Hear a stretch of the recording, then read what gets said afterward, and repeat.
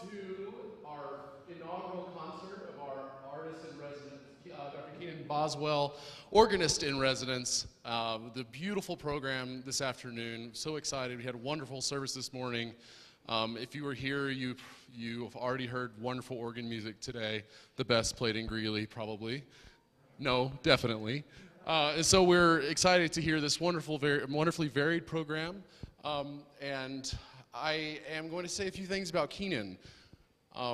Keenan's been here with the church about a year and a month now in various capacities, and recently stepped into this position after being our full-time organist last year. And we're so glad to be able to maintain our relationship and our to have somebody like Keenan to come back and to share his gifts with us. I'm not going to read through his bio in the program because you can all do that on your own time. But what I will say about Keenan is that in my 20 years of working as a professional musician, I have rarely come across the type of complete musician that is embodied in that man. And anointed by whatever to express himself and to share healing through his music and through his vast understanding of how music goes and how it's put together. It is a tremendous pleasure to work with him, and I'll never forget the time that we've spent together, and I'm looking forward to many more experiences with Keenan. So without further ado, I welcome Dr. Keenan Boswell to the stage.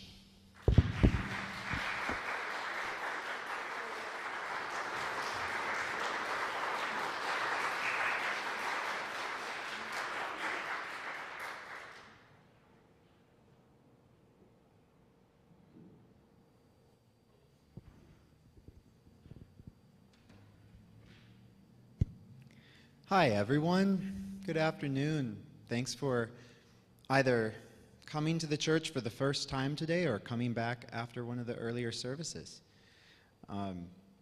It's good to be with you all down here in Colorado this weekend. I was going to actually sit down and just play, but I want to tell you a little bit about this program. It's in 3 different sections. The first section that I'm going to play now for you, which is the Mendelssohn and the Chopin preludes, I chose this as the opening because this organ that you have at this church is such an effective and complete symphonic organ. There's different types of pipe organs. There are Baroque organs that play Bach and Buxtehude and Frescobaldi really well. They do not play Widor, Vierne, or Romantic music well. This particular organ, while it plays a variety of music really well, it really is shown off through Romantic style music. So normally I would start a program with Bach. And while this organ does play Bach well, and you will hear Bach in the second part of the program, out of 3, I'm going to begin with the man, Felix Mendelssohn, who actually really is mostly responsible for making Johann Sebastian Bach known to us today. So Mendelssohn was actually commissioned by an English publishing company to write organ voluntaries because his concerts were well attended, were very successful as an organist. I don't know if you all knew that. Mendelssohn was a really accomplished organist. He loved playing Johann Sebastian Bach music so that people could know about Bach's music. People didn't even know about Bach's music. He just worked for churches and slaved away while he was alive. And it was kind of forgotten about until Mendelssohn. So Mendelssohn would play Bach's music, and then Mendelssohn would do his own improvisations. And that's where the English publishing company said, you know, we would like you to write some music. And those became 6 sonatas for organ. This particular sonata is one of my personal favorite pieces of music that when I learned it in music school was not. And it goes to show Mendelssohn is really, I would say, grown folk music. It's so rich and perfectly written so that once you learn it, you never forget it, and it's completely in your body. And Mendelssohn's music, especially on the organ, is just, it is precisely written. It requires all of your fingers and toes at all times and heels. And this particular sonata expresses so many varieties of moods. The beginning and the end of the first movement, it has two movements. The beginning and the end of the first movement are actually a procession that he wrote, a bridal procession for his own sister. And then, interestingly, I don't have a source, so I'm not going to assume anything. The fugue that comes after the procession utilizes the Lutheran chorale, "Out of the depths I cry to you, O God." Maybe something happened, who knows? But the point is that the minor and the major come back together, and the procession comes back at the end. It's this glorious conclusion, followed by this very peaceful and serene second movement that, again, all of this will really show off the organ's colors.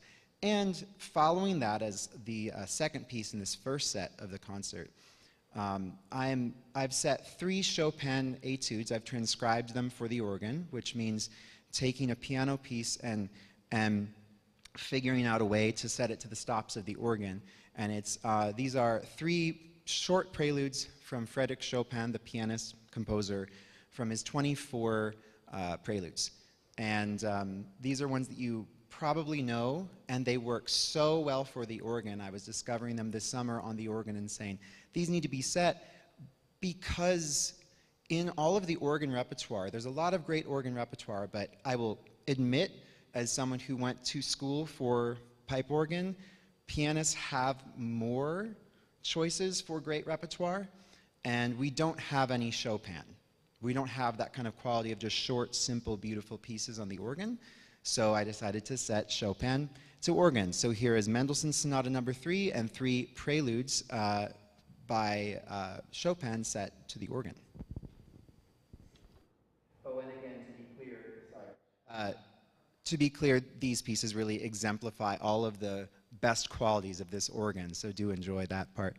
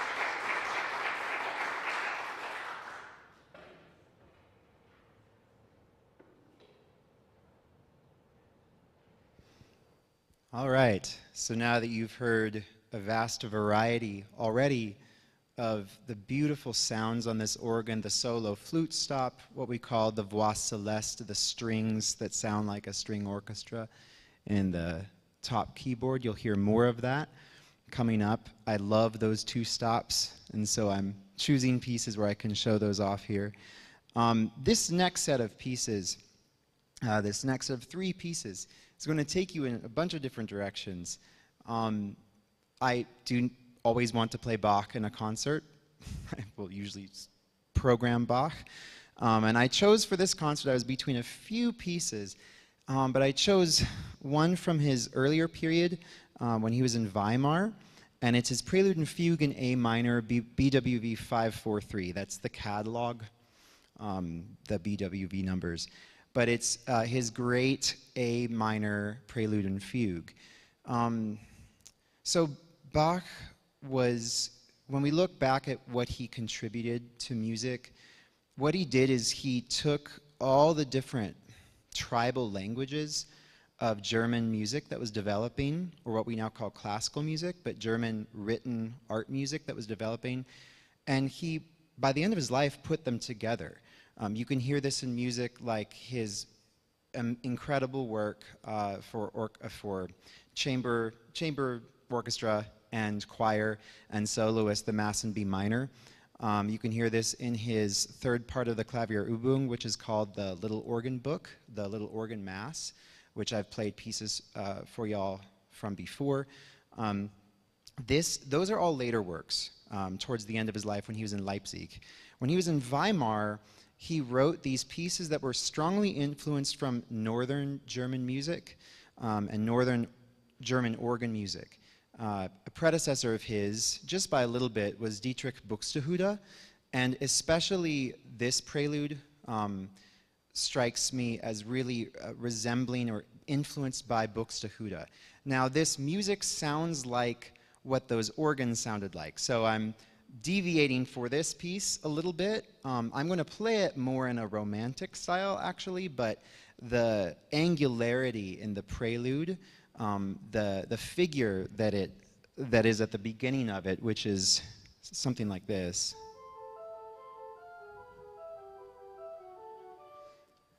It's done in a sort of improvisatory way, or an organist would sit there with the really bright organ stops. Northern organs had a very bright sound, and they would create angular sounds, literally with what they would write. So you're going to hear that influence in the piece. The fugue has more dance quality, and it's not specifically North German. We don't have this for sure, but there's a lot of rumor that he actually, with the fugue, he did still write it at the same time in Weimar, but it has such a different quality that he could have gone back and edited it later. It has more of a mature Bach sound to it, whereas the prelude is very raw. So the fugue has more dance integrated into it. It's in a complex meter. It's in 6/8. So that's the Prelude and Fugue in A minor. Written in the early 1700s was when he was in Weimar. And then I'm going to play for you an improv on How Great Thou Art. I was thinking back to an improv teacher named Bruce Neswick. He was actually the organist at St. John the Divine in New York, and I got to study with him at Westminster Choir College. And he taught us all these different ways of approaching improv. So I was actually thinking back to a really simple way that I had learned to do improv. So it's going to be just, again, soloing out some really beautiful stops on this organ and doing an improvisation on How Great Thou Art. And then I'll close this section with the intermezzo from Pietro Mascagni's Cavalleria Rusticana, which is the first Verismo opera. Verismo, if you think of vero in Latin, it's close. It just means realism opera. This opera, Cavalleria, is a short opera. All Verismo operas are shorter. This does include a lot of, a bit of Puccini's works could be considered Verismo. That's up for debate by every school out there. But I would say he's Verismo. The point of Verismo opera was Italians were feeling that they were losing their local identities of their local regions. And so composers were responding to that by writing pieces that would reflect more common people's life. You had the music of Verdi, but he wrote things like Macbeth and Othello and Aida, you know, pieces about classical nature and all this stuff and ancient stories. Italians were wanting, while they loved Verdi, and they still do, they were wanting more real stories to their everyday lives. And so this intermezzo represents, and it's a transcription that I'm doing for organ. It's originally for orchestra. It comes towards the end of this short opera, and it represents the height of emotions. It's Italian opera. It's in Sicily that this takes place, and there's crossed lovers. I could tell the whole story, and it'll take too long. So, crossed lovers, a lover comes back from war. His lover has already been with another man. She finds out that he's been with another woman. Everyone's angry. Everyone keeps finding out. The husband finds out, the only one that's kind of not in some sort of revenge mode. And then now he wants revenge and wants to take out Turido, who is sleeping with his wife, the man who came back from war. So this intermezzo, and this is what they would do in Verismo opera. You hear this in Puccini, but you'll hear this now in Mascagni if you don't know his music. Really captures both that passion and the love people have and the tension and the sort of fatalistic sense of what's about to happen. Spoiler alert, lovers die. So I wanted to set this for organ because it's just a really beautiful piece, and since I'm an opera coach, I wanted to show a little bit of what I do in opera. So enjoy these next three pieces. And feel free to clap in between them. Those first two, that was beautiful, and in the moment it's not, but these do really stand alone as three pieces. I'm doing program notes this way, setting them up. So feel free to clap.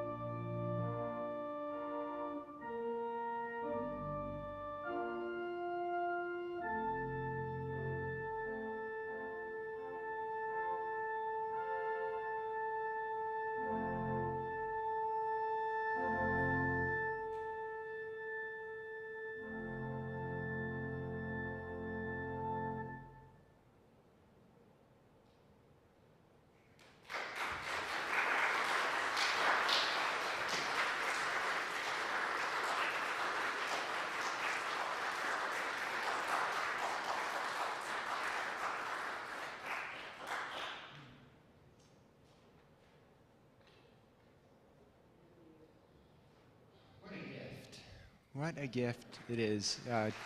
Dr. Boswell, thank you. And what a beautiful instrument that we are so blessed to have here at First Congregational Church. And it's so wonderful to have the chance to come together on a Sunday afternoon and enjoy it after enjoying it in worship on Sunday morning. And so thank you for coming for this concert. Of course, there's one more movement. Is that the right word of the final?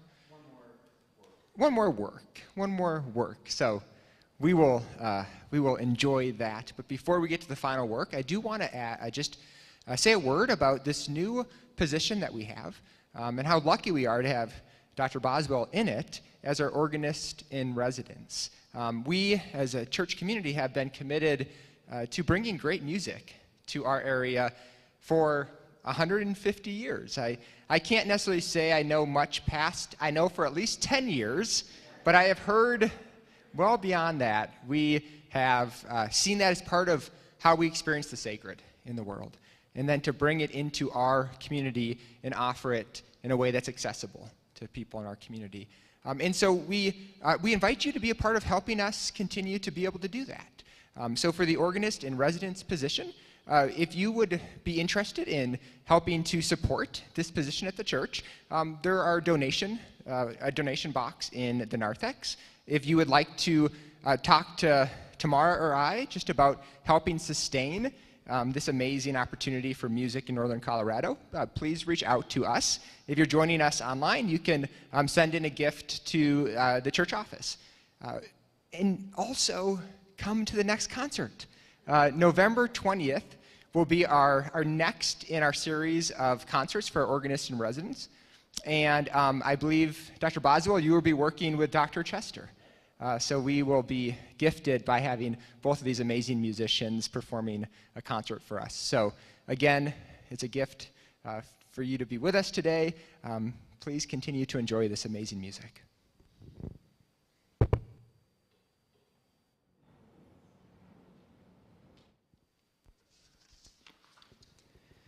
All right, so if you're looking at the program, a lot of you probably know the final piece by name.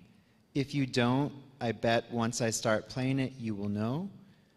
A lot of people love that piece, and I love playing it the correct way, which will be part of my program notes, about Symphony No. 5 by Charles Marie Widor. Charles Marie Widor ended up studying in France. He was originally Belgian, actually. But he studied with César Franck, and he came after César Franck. César Franck is really the father of the organ symphony. César Franck wrote a piece called Grand Piece Symphonique, and it was for the organ, and it was the longest single organ piece in that type of romantic French literature. And César Franck really fathered this type of music because Ariste Cavaille-Coll was an organ builder who heard the sound of the symphony halls and the operas that were so popular, right, starting with French Grand Opera in Paris in the early 1800s, and he said, we need to find this sound for church organs and modernize the organ.